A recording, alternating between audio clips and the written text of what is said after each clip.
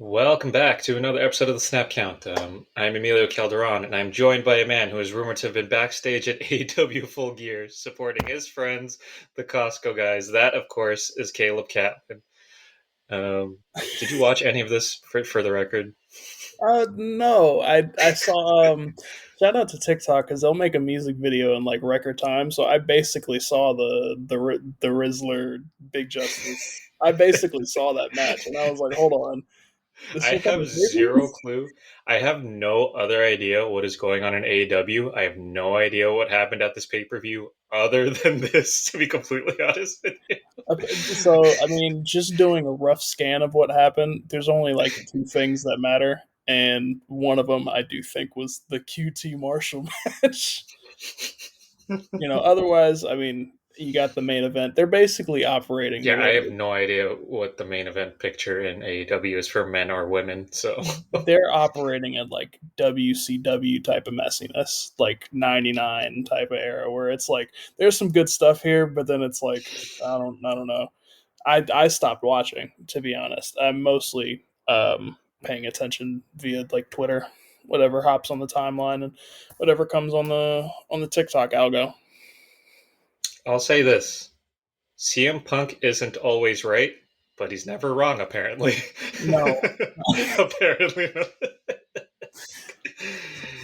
Yeah. Speaking of winners and losers, yeah, this week NFL Week 12 was yeah, I don't know, this week felt a little silly to me. Fun, but definitely a little sillier than what we've gotten this season. We do not have game of the week this week because I refuse to talk about the Steelers Browns at length, which, to be clear, was a very fun game that I enjoyed watching, but I don't think it really requires us to sit for more than 90 seconds and talk about it. Fun game. Like, you can go and watch the YouTube highlights because they're fun. I wouldn't really think about it that hard. I feel like we would be like a pair of Republicans if we decided to like talk about a snow game on a Thursday. That's kind of the Snow game. vibe Yeah, that's that's what, exactly. Like, an AFC North game at that. Like I don't know if this was like I don't know Chargers Falcons or something. I'd be like, okay, this is like weird, but it was entertaining. But like this is like real gross conservative football. that game is like, you know how we tell people tell athletes to quote shut up and dribble. That game was very much just shut up and watch. Like, let's Yeah. not think. Let's just watch this one, man.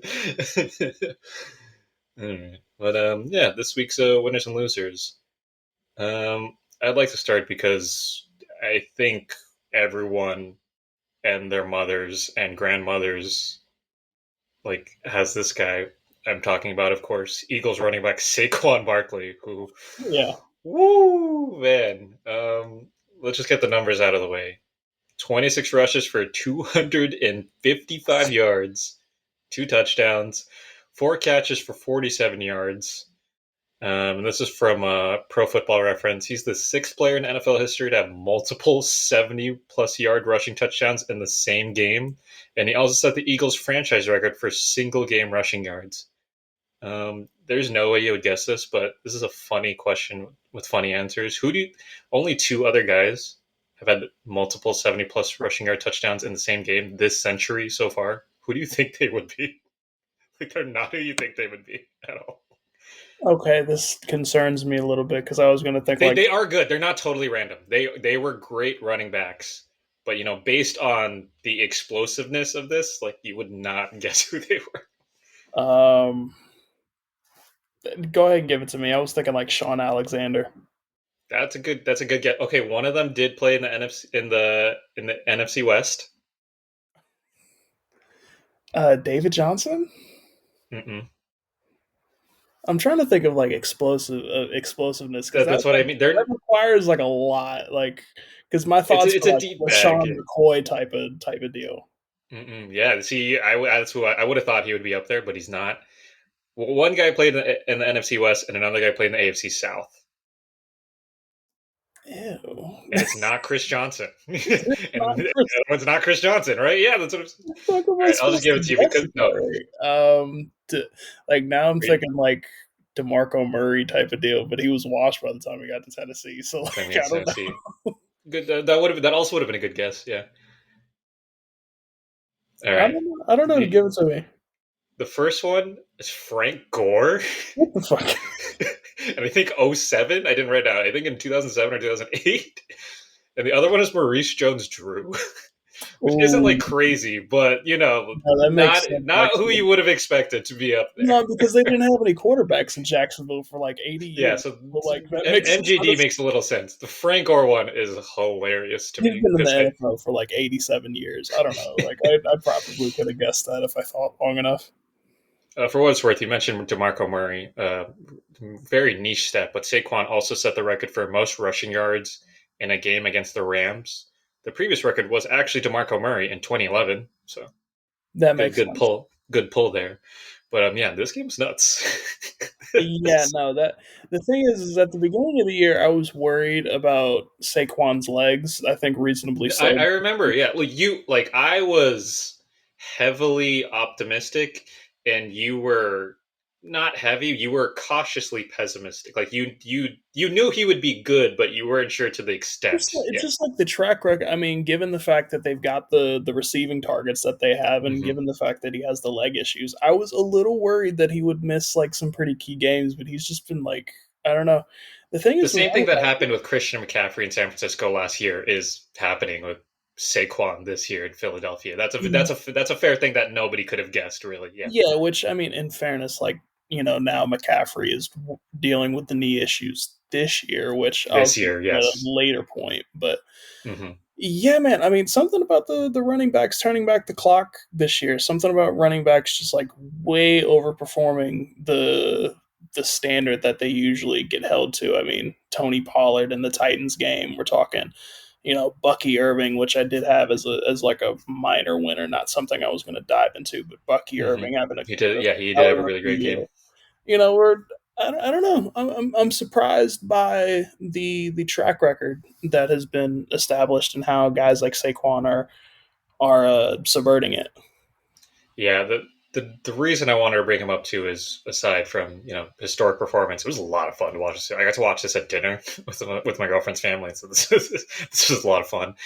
But I think we are switching, or we're flipping the switch from I think in what we can vaguely call the Mahomes era, like the twilight of Brady's career slash now Mahomes is like NFL, we've overemphasized quarterback, not overemphasized, especially with how cap space has evolved. Like the NFL cap space has doubled in the past decade, essentially. And so I think that's what's most surprising about the running back market. Uh, so I forgot where I got this from, somewhere on Twitter, but this is kind of crazy to think. Saquon Barkley now, he has a lower AAV than Adrian Peterson did in 2011. In Yeah, I was gonna bring 2011. yeah I was gonna bring up that 2011 2012 era where he won the Mm, MVP, and that's really what that like reminds that's me what of. the and so I think when people talk about running backs, I understand that you're hesitant to pay good, like not great, but good running backs. Like just off the top of my head, I didn't write them down, but examples just off the top of my head, like J.K. Dobbins in Los Angeles right now. He will probably get a good deal, whether it's with L.A. or a different team. Chase Brown in Cincinnati got a pretty okay deal. DeAndre Swift at Chicago, I think most of us agreed that was an overpay, but he Right, ended I up mean, there.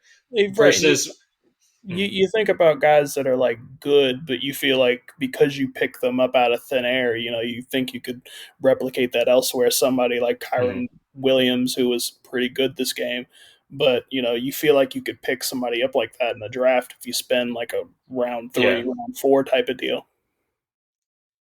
Um, I just want the numbers are just crazy to me. Like, so I have to put them out there.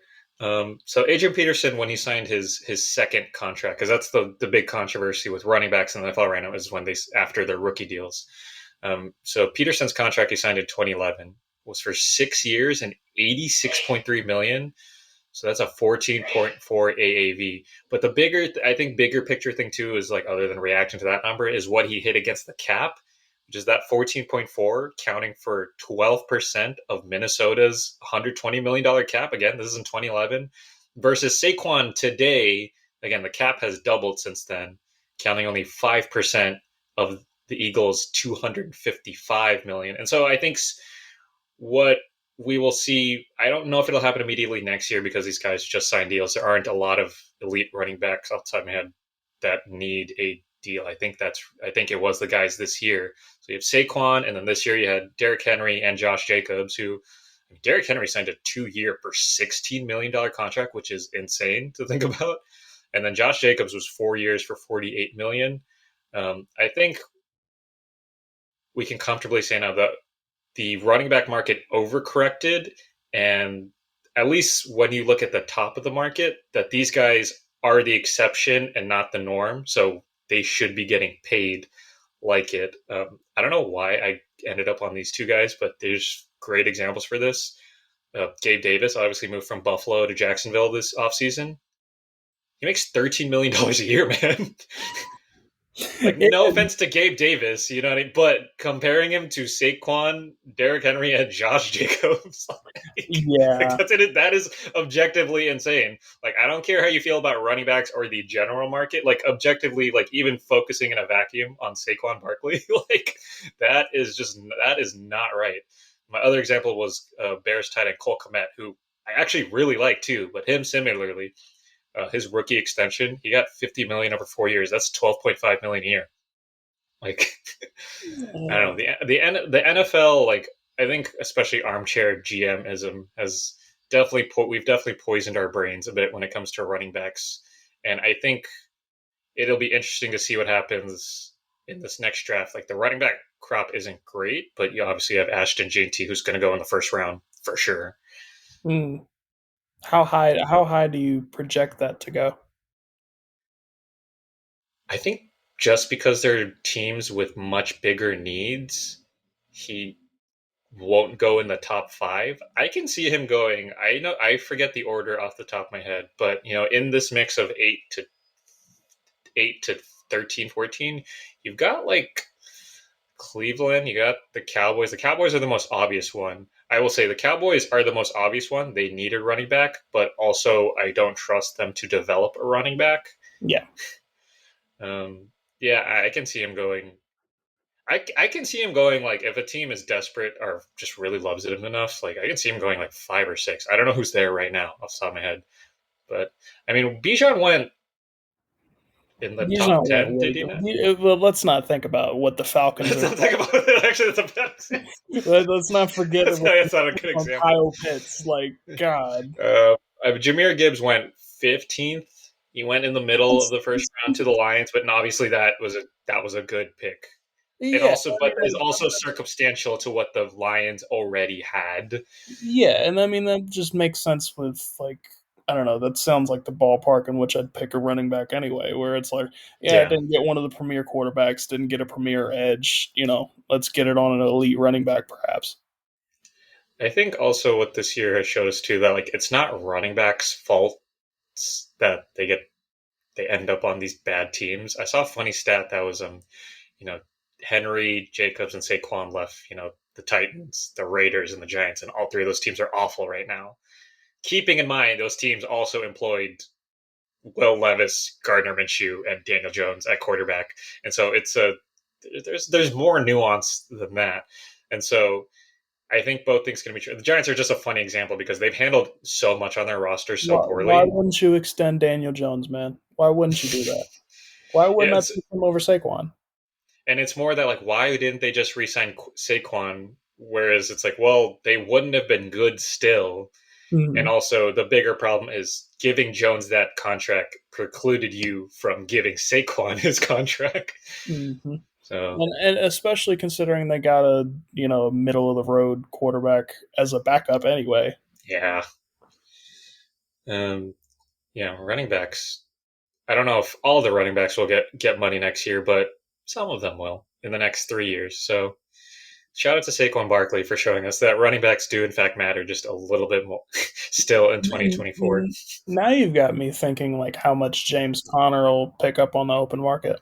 James Conner is 29 though, which is I mean that's fair, but Bears. he also has the most But broken tackles here, I but think. but he's also he like Saquon, and then James Conner is kind of an outlier because Saquon's an athletic outlier, and then James Conner is 29, but he's also a tank. So Mm-hmm. we haven't gotten a lot of guys like him. Like, I don't know, you think Uh, about 2000s running backs. Like we mentioned Frank Gore, and it's like you name a random 2000s running back, there's a chance he was a tank. Like, I don't know, Jamal Lewis, Willis McKay. Like that was yeah, very normal back then, and it's not normal at all right now. So I it think about so how long Doug Martin lasted for the Buccaneers. yeah. Um, yeah, that is an interesting one. James Conner, I think he should probably get at least 8 to 10, like at least for sure, like an 8 to 10, like over 3 years, something kind of deal. Yeah, and I don't know if Arizona should be the team to do that, considering they have Mercado and Trey Benson, And Trey Benson, yeah, which I will get to that at some point anyway. Did want to but note yes, out of that Eagles Rams game though is that the Rams actually look pretty solid, all things considered. I mean, Puka had a great game. Cup and Atwell were solid as complementary pieces. You just got to charge that to the game at some point. yeah, because the Rams have just had really the unluckiest season, one Yeah, of the unluckiest seasons of recent memory, and so like when you have games like this where you when you watch it by the eye test, they were this was a competitive game with just the Eagles, like, and also Saquon housing it from 70 plus yards twice is, yeah, that'll kill any momentum you have in that game. Um, yeah, I don't know who do you got? all right, so I've got a couple winner slash loser pairings, and then I've got a couple standalones. I think I'm Where are we gonna. starting? I think I'm gonna roll with a pair. I'm gonna start with the winner. Since we're on the topic of running backs, Josh Jacobs, of course, was cooking the 49ers. He was cooking him so hard that the reporter said that he was cramping up and had to go to the locker room to get an IV for hydration purposes, which is nuts. Um, Receivers getting cramps is like fairly common considering that's a lot of explosive stop and go running. But the running back cramping is like, damn, is that nuts. man was working. But that coincides with my big loser coming out of this week. I'm very worried about the 49ers just as Mm, a larger group. I knew it would be a little rough today without Purdy and without Trent Williams, especially. mm. But this was also indicative of a lot of things that become more obvious without those guys. I'm not sure if the 49ers forgot how to tackle this season, but they couldn't bring down anyone on the Packers side of things. 15 missed tackles on Josh Jacobs alone, and I think it was 19 in total, which 15 is a season high for a running back this year. Um, and that's just on the defensive side of the ball. Conversely, I mean, of course, Allen was not going to be very good this year. Again, you can only do so much without Purdy, but McCaffrey looks bad. He looks really bad. The Um, injuries have really taken their toll. Yeah, since coming back from the knee issues, it's not looked great even with Trent Williams. So I don't even yeah. want to give that as an outlier. He was 11 rushes, 31 yards on the ground, and then outside of a pretty good reception for 23 yards. I'm a little worried about him in the long term, which did float the idea again of being like, all right, do you roll with Jordan Mason for the future? You're spending a lot of money on McCaffrey, and you're going to have to look real hard at the salary cap table and be like, all right, like what's expendable? Who would spend, a decent amount? Can we get a draft pick? Mm. And I don't even know how much like some of these guys go for anymore, especially McCaffrey if his knees, proceed to show such negative signs. Yeah, the Niners with McCaffrey's health, I feel like it's funny that how quickly they've gone from like an embarrassment of riches to now whatever this season is. Yeah, But like all context aside, they were kind of in a lose-lose situation with his health. I think they didn't rush him back per se, but it felt pretty clear that the injury seemed fairly serious, not season ending, but fairly serious enough that they could have made him like not a healthy scratch, but like they could have just sat him this season. But yeah, it felt like the way the NFC West has gone this season, they felt they had a chance if they got him back in at was that week 10 or 11. Yeah, week 10 was his first game back, yeah. and now it's clear that he's not fully healthy, and this team is also not fully healthy, and they're like fighting for their lives. And I I don't think know. It was lose. I forgot to say it was kind of lose-lose because if they didn't bring McCaffrey back and they lost out, then people would say, why didn't you bring McCaffrey back? And now they brought him back and it's clear he's not healthy. And now it's, well, why did you bring him back? And so Yeah. that's what I mean. Like, I really don't envy the situation they ended up in because Well, it's clear the way they like handled this in the media. They were never very concrete on whether he was out because there were rumors at the beginning of the season that he might be out for the season. And then they really kind of like let it just churn in the rumor mill. And by week 4 or 5, people thought, okay, so he's going to get healthy. And now here we are. I don't know. The description of like knee arthritis in both knees, There's like I think ankle it's something tendonitis in legit. both ankle. Yeah, like Jesus I think Christ, you man. kind of just need to sit him down for a while. I think. I'm not an. We're not experts in this, but these don't sound good. Yeah, I mean, to be fair, I do think they only brought him back because Jordan Mason got hurt around the time that Yeah, they had like ramped around the trade deadline, and their third, fourth backs were not very good. So they were just like, all right, like we kind of need the insurance of both of these guys. In worst case, we'll go down with the ship. And now both of them just kind of look banged up, to be honest. yeah. This also feels maybe hindsight is 2020, but this Debo Ayuk pairing does not work. And it's for both on and off the field reasons, man. Like Yeah. the vibes of this team are putrid, man. Yeah, Debo's not having a very good season at all, and I feel like I don't know. IU got hurt, but I felt like Ayuk got hurt. I feel like Juwan Jennings is doing the same exact thing that Ayuk was doing anyway. So I feel like we've done a lot to like spend money and then to keep the core together just to be Hmm. kind of middle of the road anyway, which is really surprising to say. Middle of the road against when we're comparing in the division, a Rams team that is full of like young guys, like really young guys who are good. That we, but like if we're talking before the season starts, they were just young guys. A Cardinals team that is still who we thought they were, like Still a figuring fun it out. a fun offense with, but generally a team figuring out, and then a Seahawks team that is eternally frustrating. That is good, but not on paper, not as good as this Niners team.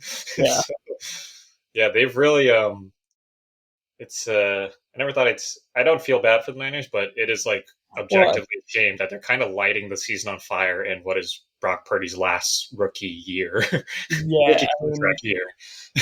to be consistent with how to what I've said, whether it be in the column and on the podcast now, Hmm. I think this is what happens when you spend such a gluttonous amount, and burning so many picks like that.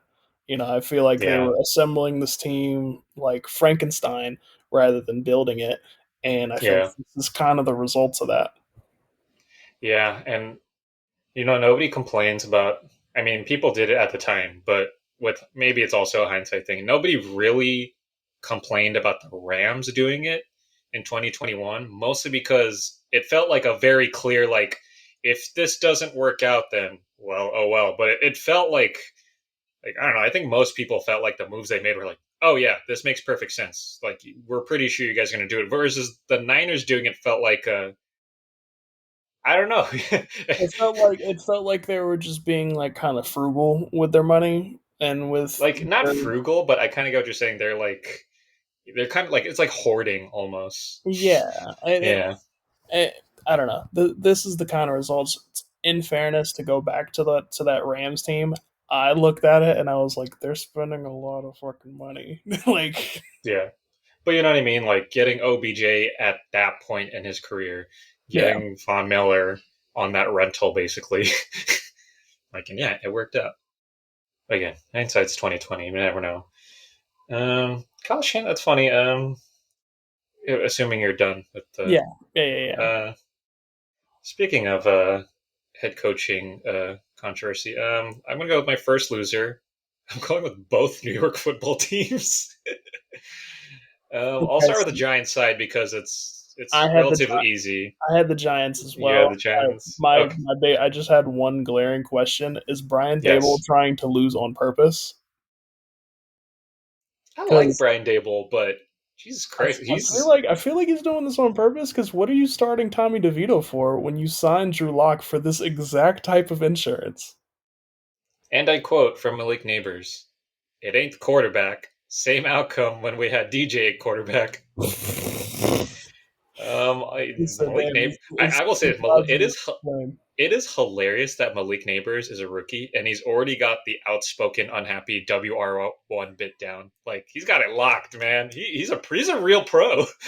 On his production, he said, "I started getting the ball when it's 30-0. What do you want me to do?" And then when asked why he didn't have a catch until the second half, talk to Dabs about that. Yeah, this is embarrassing. You know, this is It's mind boggling. It's even mind boggling to the Bucks going into the game because Baker Mayfield hit that rushing touchdown and then did the stereotypical Italian hands. I was like, oh yeah, no. Even the other team is like, what the fuck are you doing? yeah, this is sad, really, for a team that like does have some talent in some places. Like, yeah, this is very sad. Free And Dexter Lawrence. free Dexy. But this Daniel Jones saga, which is it is crazy that you know how embarrassing you have to be as a franchise for me to feel bad about Daniel Jones. That is so embarrassing. I'm sorry because Daniel Jones is objectively not an NFL starting quarterback. Yeah. But I can't help but feel bad for the way they. It's funny because I think this happens in American sports a lot, where the organization will just try to shoulder the blame in media on one of the star guys, and we all collectively agree, no, we get it. Daniel Jones sucks, but Mm-hmm. so do you guys. Because the Jets literally just did this. I'll get to the Jets in a second, but the Jets are literally trying to do this, and it's kind of working, mostly not. But the Giants are still like, no. We're not going to ignore you guys. No. So so where does Daniel Jones go and why is the 49ers of the Cowboys? It has to be, right? I mean, I would think It so. has to be. People are bringing up teams that feel like impossible and feel like they're just I said signing them. the Like odds makers somebody said the Ravens, like the Panthers and the Titans. Like, this doesn't make any sense. right? Somebody said the Ravens, and I was like, in what universe do you think Lamar is going to just explode like that? But to answer your question, yeah, it should be the Niners or the Cowboys, just because I think coming away from as much as he is not good as ungood as Daniel Jones, he's still objectively better than Cooper Rush was it Brandon and Allen and Cooper Brandon Allen, Brandon Allen. I watched pretty much that whole Niners Packers game, and I was really miserable like throughout the whole thing. I was like, this dude does not get it. Yeah, yeah, that's a Brandon Allen gives me I could say this as a Chargers fan. He gives me big Easton Stick vibes. Like, oh, I'm sure in the QB room during film watch, he's a real smart guy. But goddamn, do not let him get on that field, man. Do not let him get on that field. If he gets on that field, you got a problem. Yes. Did you have anything else for the Giants? Yeah, moving to the Jets side. Obviously, they fired GM Joe Douglas following up their still incredibly questionable firing of head coach Robert Saleh. But I think I just I had to think bring the. I think the GM firing is even more questionable because he drafted really well. Like I think he's gonna pick up at some other organization and he's just gonna smoke it and he's be like, "Thank God I'm not with the fucking Jets." Like, Like, I don't know, like his hit, like I don't know. People bring up misses, like I don't know, like the only reason this team is good is because everyone they've hit on their draft picks. yeah, But I just wanted to bring up too because they apparently, this is according to several NFL insiders, they're retaining the services of the 33rd team, the media analytics company, to quote support their upcoming general manager and head coaching searches. Do you know who's a part of the 33rd team? Former Jets general manager Mike Tannenbaum. So call me crazy, but it feels a little nuts to ask a guy you fired from this exact job to help you find another guy for the job. Like, am I crazy? I don't know. Am I crazy? I don't know. I don't I don't have anything to say about the Jets this because I'm really just befuddled at every decision that they've made. And it's not without like the effort from the GM. Like Joe Douglas did everything that he possibly could have. But something about signing Aaron Rodgers at this current juncture and then watching Matt LaFleur make miracles with Malik Willis, it let me know Matt LaFleur is not the problem. Like clearly, like I I don't know. I've never really understood. I've never understood Aaron Rodgers' perspective in this at all because Yeah, really, that makes I two of don't, us. I don't really get like what the problem of having like a smart offensive guy. Like, I don't really understand what the problem is trying to get somebody who understands how to run an offense. But See, let's say we run it through Rodgers' perspective. Let's say we run his type we're of no, plays. no, no. We're See, seeing how that's playing right now. It's the awful. problem. You know what the problem is? We're talking about football when really we shouldn't be because we're talking about Aaron Rodgers, a guy, mind you, who this upcoming Thursday will not have a home to go to. I would like to remind you, he he is having dinner with Devontae Adams, and he is going to like it. Goddamn it! He said, "Where else am I gonna go?" Where else is he going to go?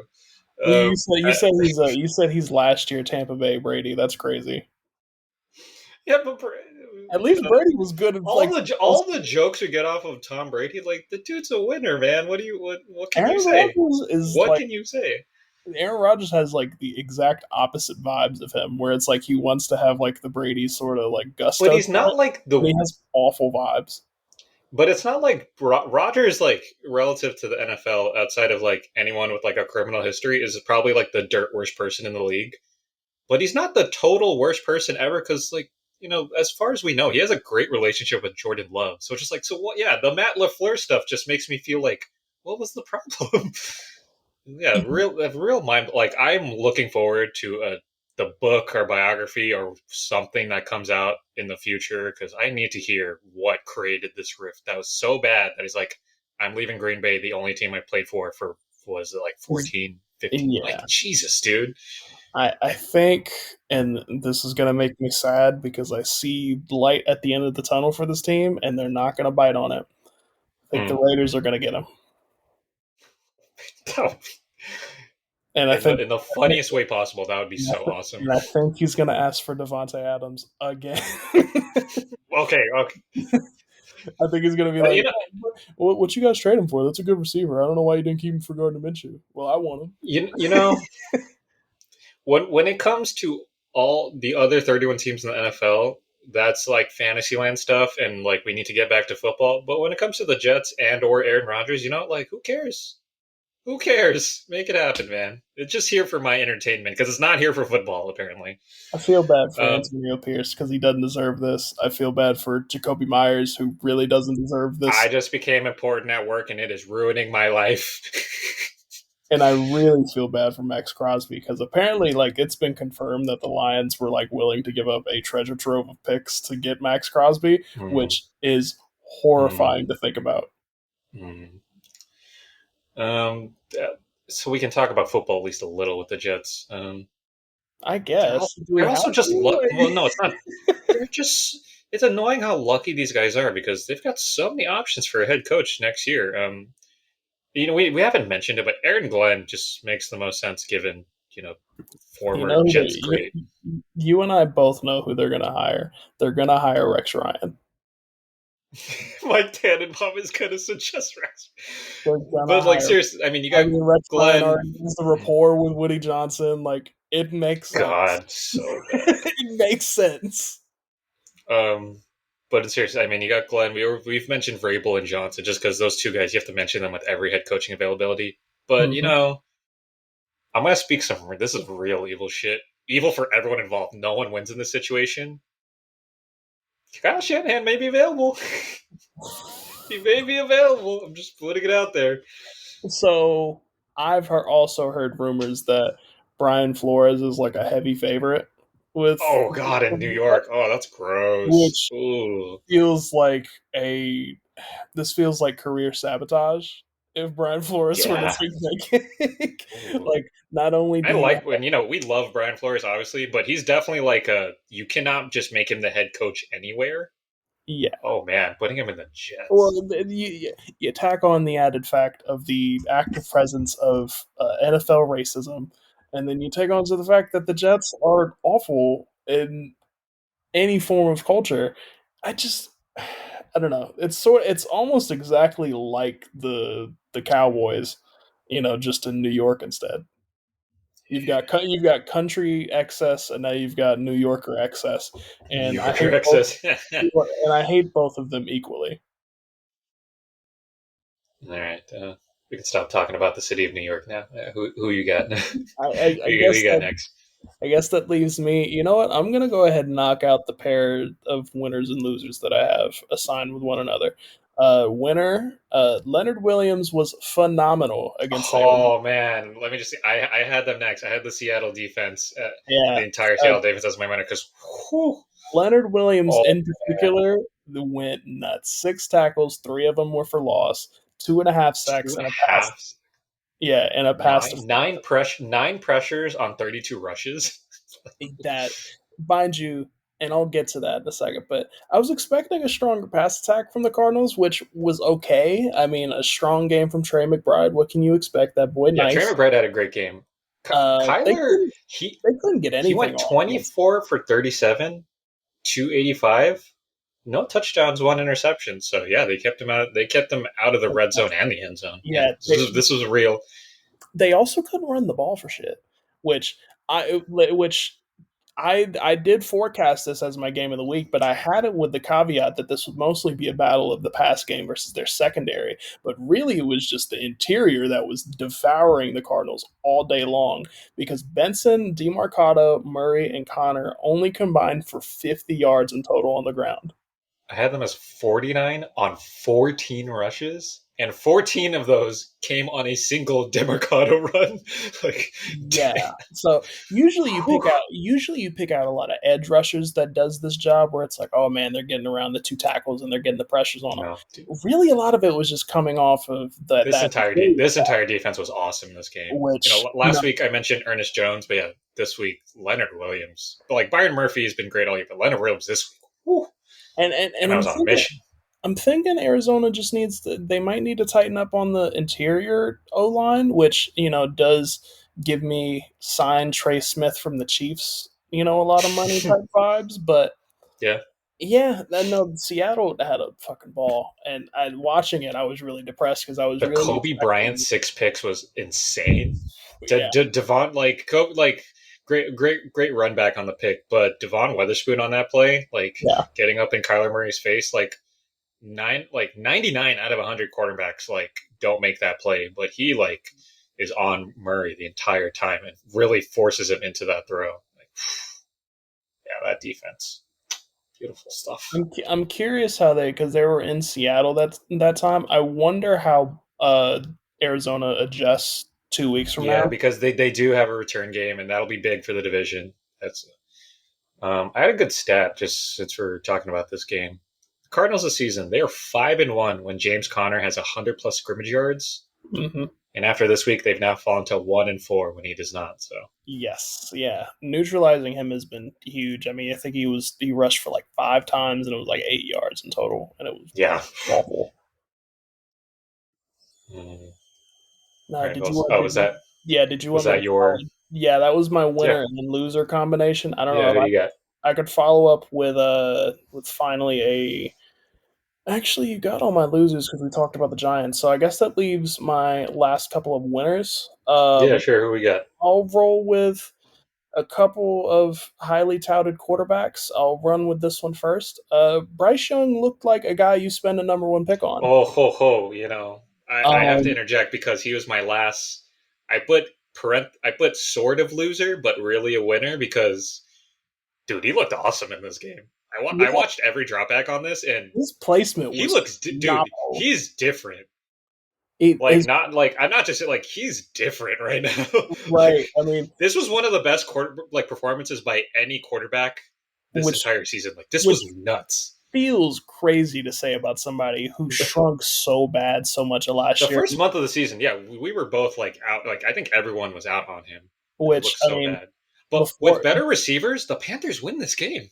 yeah, in They my easily win this game. They scored like 40 points with a better receiving group. It's yeah, crazy. which was all off a second half. Like they ramped all. It's not like this was consistently like they brought. This was all crunched into one half in the second half. Mm. Really nuts. Some beautiful throws to David Moore, who had a great game, and Xavier Tatum had a good Leggett, game. who had a pretty solid game. before Bryce Young would shrink at like the slightest hint of pressure from the defense. And outside of like, there was one play towards the end of the second quarter where he coughs it up upon a sack, but that happens to any type of quarterback. So I gave him a little That grace there, especially considering how comfortably he stood in the pocket, yeah, was able no, to stretch out a little bit to throw a really difficult throw to, oh my God, one of the running backs, I forget their name. But he had a beautiful throw there. Really, the smoking gun of this game was the Carolinas' secondary is bad. There yeah. was some really miserable contests in that secondary, which saw Mahomes make a lot of it. Yeah, I'm like honestly in awe of this. This is like legitimately one of my favorite performances by anyone this season because would have never expected this. Like, these were not easy throws he was making too. Like he had to Yeah. drop it in on guys. The two that stood out to me is there's one where he drops it in a bucket to Xavier Legette on the left sideline, and I think it's Mm-hmm. punched out at the last second. And then I think this was in the early fourth or late third when he lasers one between like three Chiefs defenders to Tommy Tremble in the end zone and just goes through his Mm-hmm. hands. Like, but Yeah, yeah, like which you're, like a lot of hmm, quarterbacks don't make that read. Like I watched considering how much football I watched, I mean, we're talking about guys who's been in the league a few years now making yeah, very silly reads like that. And he's just making very calm ones. He because does it's one of those throws where like people are like, why are you going to throw it between three defenders? But he throws that with the anticipation and intention that, well, I know Tommy's going to be in the end zone, and I only have this lane, and I have to hit it exactly right here. And so, yeah, yeah. for a guy who And had instead of such like shoddy confidence at the beginning of the season, like it's really, honestly, it's super cool. I'm like really happy to see it. Um, yeah, he managed the pocket very well. Moved with a lot of quickness in the pocket. He set his feet and threw with anticipation a lot. Um, I wrote a lot of numbers for this game. Actually, his final stat line is kind of funky, but it's good. 21 for 35 on pass attempts, 263 yards and a touchdown. And that's versus a 27.5% QB pressure rate on 40 dropbacks. He was Mahomes as well, but both quarterbacks in this game were sacked 5 times. hmm So like for him to like respond in this way the whole game is really great. Against the blitz, Bryce Young, he went 11 for 14 and 123 yards and a touchdown. And like you I can't believe I'm saying this, but he really went toe to toe with Mahomes in this game. yeah. I know. EPA per dropback for both of these guys. Bryce Young had .16 to Mahomes' .21. Blitz percentage. Bryce Young faced 40% blitzes on 40% of dropbacks. Mahomes faced 27.7%. And this one was the crazy one to me. Average air yards per attempt. Mahomes, following in the trend of the season, only 6.3. Bryce Young, 9.7. Man, he had to air it out in this game, and they were this close. Like the Chiefs really should have lost this game, but They should man, have. Bryce, And they the really mind should have lost that game. the Panthers like rush wasn't awful. I think they like really lost their organization when the plays broke apart a lot. So like Yeah, whenever Mahomes scrambled, I think it was usually to his right, but whenever Mahomes scrambled outwards, usually the defense broke down in a way that was really embarrassing. But a lot of it yeah. really, Davion Clowney, Clowney had a very good game. Yeah, Clowney had a good game. I wish I had the names in front of me. That lets you know just how little I think of the Panthers defense, to be honest. But yeah, I think J.C. Horn had a pretty good contest on one of the plays. yeah. As much as the secondary was good, J.C. Horn, obviously their CB1. He was good. He did have a sack on a corner blitz. That Um, was it. That was it. The big sack from him. Yeah, I mean, honestly, you draft a little bit. I'm not mad at this team. I think David Moore is pretty solid. I think you need to, lower him a little bit on the totem pole when you get a new guy. But um, considering all things considered, I don't know. You swap in somebody new for Adam Thielen. I think there's promise here. yeah. I think you don't want to sound too reactionary, but like I don't think we are because I don't think anyone could have predicted he would look remotely this good given how the season started. Mm-mm. But yeah, this is I don't like know. I will just say like purely performance wise, ignoring the numbers. Like if you just watched it, and put the tape side by side, this is like this looks like what CJ looked like last year, honestly. Like a Yeah, confident quarterback who knew where his guys were going to be, who threw with anticipation and trusted his game plan. yeah, and I gotta give Dave Canales credit because yeah. I was gonna they've say, managed to ignore all of the noise around them, which is just this franchise is embarrassing, blah blah blah blah blah. But what it is. whatever work they're doing in the QB room, in the film room, it's working out because I, even last week he wasn't amazing, but Bryce Young looked better. And now you got this performance out of him. I give Canales a ton of credit there. I don't know how much I trust the front office, and usually just the Yeah, general culture around. I think it's David Tepper is his name, the owner. yes, David Um, Tepper, who's you if know, not for Jerry Jones and now Woody Johnson, we would be talking more about David Tepper being. yeah, it makes me sad how they treat Cam Newton over there, Yeah, which I know. which really feels like the strongest indictment of how I feel about the Panthers. About the Panthers, like a franchise that it feels like people would care more about generally if their Yeah, owner put any effort into how this franchise is presented or built or generally exists. that's usually how it rolls in Carolina. I mean, you look at The the Hornets. Hornets, yeah, true. I mean, I guess that's why everybody. That's why. Well, if you love you, I mean, that's why people are so enamored with UNC basketball and SC football. So, Yeah, yeah, Bryce Young, God bless you, man. You're proving us wrong. That at the very least, we can confirm it is not 100% your fault. yeah. I mean, At the very least, like honestly. I'm very curious. Honestly, like I know Coach of the Year is going to go to somebody else, but I would at least throw a nomination to Dave Canales, just given the turnaround that it could have been. Like I think just given the value that he brings to the team and what this could have been versus the what it is now, the expectation versus reality. I forget the Panthers GM name, but at the very least, he should be getting like a last place vote for Executive of the Year for that Jonathan Mingo trade. Literally, why did you get it? Why? How did he get a fourth out of that? I'll never understand. Did you Cowboys, Jerry Jones, man. Oh my god. did you have All another right, winner or loser? I do not know. Are we I've ready to got roll? To I've got one more. yeah, I who we got? think I watched that Vikings Bears game. This was the version of the Chicago offense that I have been talking about all year. The thing that I was expecting at the start of the year. I want to preface this by saying, You saw the throw of this game, right? Caleb yeah, rolling to the right and dropping it in a bucket over the right sideline. he's crit. Outside of that overtime performance, which was really rough considering Okay, yeah, which I will say he that held that on to sack he took. Oh it dear. and Oof. caused that 3rd and 26. Oh dear, man. That's brutal. But otherwise, That was USC Caleb right there. yeah. Otherwise, I loved what I saw. They obviously saw that the run game with Swift was not working at all, and trusted Caleb Williams enough to get his targets to football. Perfect DJ Moore game, 7 for 7 on his targets, 106 yards and a touchdown. Keenan Allen got 9 for 86 on a touchdown. Cole Kmet had 7 for 64. And Roma Dunze was the odd man out a little bit, but he still had a Mhm. solid game, 5 for 39 and had 10 targets. This is the Chicago football that I was expecting heading into this instead of this bizarre, strange conservative bullshit where you kind of just let Caleb Williams figure it out, all warts and all. I had a perverted thought. I don't think Ryan Poles is dumb enough for this. I think he's too smart. Imagine if the Bears drafted Ashton GT. It'd be hilarious, honestly. Oh, man. It'd That's, be so funny, right? I would like to see it. Yeah, I'm kind of okay with that. And then I had two Kind of smaller okay with that.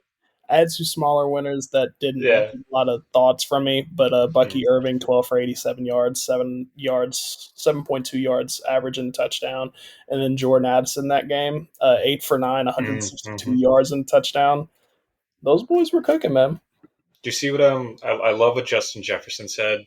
I forgot what the exact quote is, but he's basically like, either you're going to let me cook or everyone else is going to cook. And in this game, Yeah, Addison and TJ Hawkinson both went off for 100 plus yards. Yeah, Justin Jefferson is really he's really I don't know. I don't know if we need a phrase for this, but he's Justin Jefferson and Jared McCain give me hope for new athletes because they're just like, nah, I'm cooking y'all, and I'm gonna look happy as fuck while I do it. I'm like, damn, that's crazy. You know, I don't have Well, to do it. They're not doing any of this tough guy shit. They're just like, I'm gonna cook you and dance, bro. I don't care yeah, about it. I mean, Jared McCain brings a little zestier vibes to it, but I feel it. Okay, well, It's yes, not I know. I'm aware of the 99th, not even the 100% outcome for Troy Bolton is basically who Jared McCain is. Yes, right. yeah, but it's kind of Which, why he's awesome, you know. I mean, that is kind of why he's awesome. But That's yeah, exactly why he's awesome. Like in a weird I think way, for some people they do the Styles P like arms cross type shit. yeah, but that's because that's because like conservative bros, like whether they're like particularly prejudiced or not, that's just like a like Yeah, your little like you either get Jared McCain or you get like Anthony Edwards being bad to his baby mamas. So like I don't know. oh man, it's so funny that Jared McCain is that good on that horrendous basketball team, that legitimately historically horrendous basketball team. Dear God. And I'm not gonna lie to you. Like I'm starting to agree with people that want Embiid gone, and then they sort of like tank so that they can get Ace Bailey. I'm Jesus not like I Christ. don't hate that. Ace Bailey looks phenomenal, and him next to McCain and Maxi, I kind of want to see it. I kind of want to see it. All right. Speaking of Philadelphia sports teams, rolling into the 2 minute warning. Oh, so we both Um, got the same. We both got the same game then. You got yeah. Eagles Ravens. I have two games, and one of them was one of them was the Eagles Ravens. I'll let you speak, but just some small ranking stats I pulled up. Lamar Jackson versus the Blitz and when under pressure, first in yards and passer rating. Mm-hmm. Eagles similarly ninth best passing game versus no pressure, and Hurts is the sixth best versus the Blitz. So I feel like we've said it every week, and we're probably at like a 500 record of we say it's going to be a shootout, and it turns out not to be. Mm-hmm. If this one isn't a shootout, I will be really annoyed, I would honestly, be, because this feels like the game of the season so far to be a shootout, other than the Ravens Bengals games. Like, has to be. yeah, Come on. and we've both been worried about this Baltimore secondary all year. And So I mean, they still haven't shown us anything. Whereas at least the Eagles secondary the past month has been very good with so Quinion and Cooper G. Yes, yeah, I mean very good. they might get Devonta Smith back. They're gonna have AJ Brown. Mm-hmm. They're gonna have Dallas Goddard. So they should wear out that side of the ball. But on the flip side, I'm also interested how both teams are going to defend the rush. Derrick Henry and Lamar Yeah, against that front line should be a doozy. And then I didn't have Saquon initially heading into it, but then after coming off of that last game, I added it at the very yeah, end. It's not guaranteed that Saquon is going to have a slower game, just yeah, off of that. So I think that game will be great. yeah. I had a second game which I didn't expect to have such strong feelings for, but I think this. I'm going on. I'm swinging real big here. I think this could be a good game. One of the Thanksgiving games. Thankfully, it's the last one. I Ooh. like this Dolphins Packers game. I really like this Dolphins Packers game because the Dolphins have quietly again they beat up on the Patriots, and I forgot who they played 2 weeks ago, but they're coming off the 3 win two at least two Yeah, they bounce faced the 3 win Rams bounce. before that. Yeah. Um, they're kind of the only other AFC team in the wild card hunt other than the teams that are currently in those spots. Um, this could be the real negative Nancy thing here is Dolphins in cold weather. But if there's a time for you to get a statement regular season win, this is it, Oh, man, because right. they They are have to win. Lambo. They're at Lambeau, so they have to win to stay in the wild card hunt. The Dolphins right now are 5-6. The teams above them in the wild card spots: Chargers are 7-3. The Ravens are 7-4. The Broncos are 7-5, and below them the Colts are 5-7. So we can safely assume at least two of those three teams, if not all three teams, will still make the playoffs. But I don't know, man. The way this Dolphins offense is looking, um, I'll get into more. But yeah, the Packers. they probably want to take some momentum into Detroit in Week 14, which is going to be their big Mhm. game of the season. They're granted the Packers are 8-3, but they are 1-2 in divisional games, so Mhm. they got what looks like a nice season, but I'm sure that's secretly pissing them off really. Well, there's that, and then there's also the fact that like I don't know, they feel like a better team than the Vikings, and yet the Vikings have just like remained But the pretty. Vikings have showed up when it matters. Yeah, Yeah, yeah. so I don't know. I've been high on the Packers all year, so they should do it, but I don't know. But yeah, the Dolphins are no pun intended, but they are a wild card here just because if their offense gets hot in this closing stretch of the season, just so you can think about it, this is their remaining schedule. They host the Jets, they're at the Texans, they host the Niners, and then they end the season away to Cleveland and the Jets again. Like The that's a Dolphins, pretty winnable I think, schedule, man. yeah. And mind you, like the lack of attention, I think sort of benefits them a little bit because Yeah. you Mm-hmm. don't look into it, you don't magnify that headache, no pun intended. And then I wasn't thinking that, but thank you.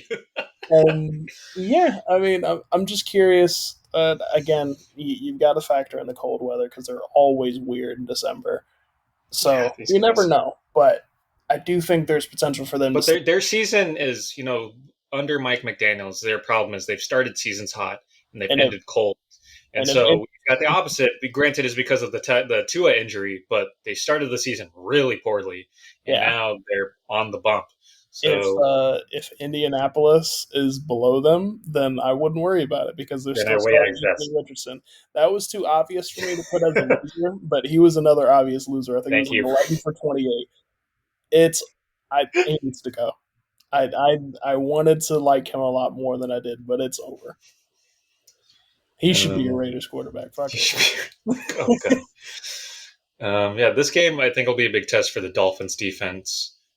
In weeks, what is this at this rate? 7 and 8 or 6 and 7, I forget. But when they lost to the Cardinals and the Bills back to back, they let 58 points in those two games. Last three games, granted, against the Rams, Raiders, and Patriots, they're only allowing 16.3 points per game. Mm-hmm. And then in week 12, Chop Robinson had a really good game. He had 1.5 sacks and 10 pressures. So this defense is coming together. But yeah, quarterbacks goes without. I don't want to say goes without saying, but quarterbacks are gonna be big. I got some real fun stats for this one. Mm-hmm. Let's start with Jordan Love. He's thrown deep at the second highest rate in the NFL this season, 15.4% of his passes. 17 of 43, 640 yards. That's second in the NFL. 4 touchdowns and 2 picks. Meanwhile, the Dolphins have allowed the sixth highest completion percentage and third highest passer rating against the deep ball this season. Let's flip it. Let's go to Tua. He is 115 for 145 and are 115 out of 145 pass attempts, 1,028 yards, 7 touchdowns, and 2 picks on quick passes this season. Similarly, the Packers have allowed 7.3 yards per attempt to quick passes this season. That is the most in the NFL. So we're gonna get the deep ball and the Miami track team, man. I think this one will be a lot of fun. I think this one will be a lot of fun, assuming that Miami's got the gloves and the hot hands working. They Yeah. get those heat tech layers in. Then I think this should be a good game. I wanted to, I'll go ahead and note this as like a free. I didn't write anything down for it, but I am curious about the Cardinals and the Vikings. Uh-huh. I was a little less Yeah. intrigued considering that Arizona just got smacked by Seattle, and I think the Vikings defense is a little better. So I'm a little cautious about it, but I do think the stakes at least warrants the intrigue, considering that the Cardinals are still up top with Seattle in the division. I think a win Yes. against Minnesota is pretty vital. And the same thing could be said for Minnesota, where it's like if they let up just like one game, they'll easily let the Packers back at the number two It's spot. it's a must win for the Cardinals, which makes it a trap game for the Vikings. Yeah, so I think the stakes should at least make it interesting. That and of course, I think the Cardinals are great. I want them to be better. I'm like I have like long term investment. I think is why I'm interested in all their moves. Meanwhile, here, I'm trying to manifest a good game that I can watch at Thanksgiving. Please, just one. Just one, man. Please. Just one. So I'm gonna be honest. Like, I'm curious about Bears Lions. At least I'm I, curious, especially considering how close they made the Vikings game. I'm curious in the way that, mathematically speaking, I am not 100% disinterested in this game. At least compared to the Cowboys Giants, which I am 100% disinterested in. And I will be only watching while having the Benny Hill music playing in my head. Yeah, wait, it's the Cowboys and the Jaguars. No, the Cowboys and the Oh, and the Giants. Giants. Oh, okay. I was about to say if it's That's the second. That's the low second game. key, like I think the Jaguars might be even worse if you slotted them in there. Like I would legit vomit. Oh man. Speaking of, yeah, what you guys are hosting Thanksgiving? You guys doing anything crazy? They don't do Thanksgiving, so we're having tacos. Yeah, that sounds pretty good to me. Yeah, I mean they don't do Thanksgiving, so like I'm chilling at the house. I might if there's any good movies, I might watch one.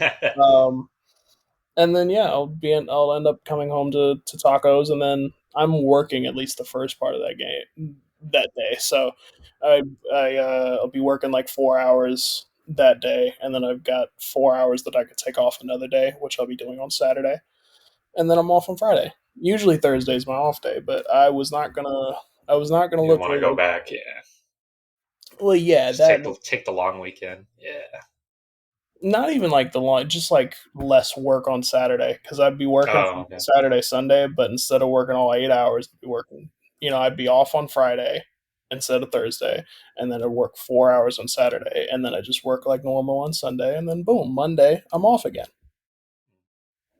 and then Just remember, after everybody. and then after that, Oh, Tuesday is the last day of work that I'll have, and then I'll be flying to LA, which I've still got to we figure might out. get the life we might get the live pod. Who knows? I'm We still just trying to figure out like I've got a reservation If on you are one of the 5 people who listens to this podcast and you also happen to live in LA and you would like to host the Step I'm still trying to figure out the rental situation just because of the timing. I'll be landing at 4:15, but my reservation's at like 5 and it's like 15 minutes no, away. no, that's fine. No, that's fine. I just don't want to You know, miss it because I know like I'm leaving the airport and it's like the address to pick up the car is like 15 minutes away and I know getting there oh, will be I goddamn. don't think it's usually not that strict. Um, yeah, just as a PSA, remember everybody, if you don't want to hang out with your racist family members on Thanksgiving or Christmas, you can always watch a movie and hit a Chinese restaurant. They're there for you, man. But yeah. On that note, assuming you guys don't have racist family members, yeah, happy Thanksgiving, everybody. Also, a holiday I don't particularly care for, but I get the day off, which I don't get a lot of days off just working in service. But just a nice excuse to hang out with family and watch football. Although I guess we won't care about the watching football part until nighttime, Yeah. unless the Bears Lions is good. Then maybe, Maybe. uh, I'm saying, man, like maybe. I don't know. They made the Vikings close. I don't see why it's not. Like we just saw the Titans pull one out against the fucking Texans, so who knows anymore? How many drinks will it take to make the Cowboys Giants entertaining? That's for you to find out. Just And, just blackout drunk at 3 in the afternoon. All right, 3 in the afternoon. where's the fucking turkey at? That's what daylight savings is for, man. If you get blackout drunk by 4 o'clock, at least it's getting dark already, right? All right. Yeah. Yeah. Thank you to the 5 people who do listen to this podcast. Whenever and wherever you're listening, good morning, good afternoon, or good night. Have a wonderful holiday weekend if you get time off. And if you don't, go fight your boss, or maybe don't do that. But thank you guys so much.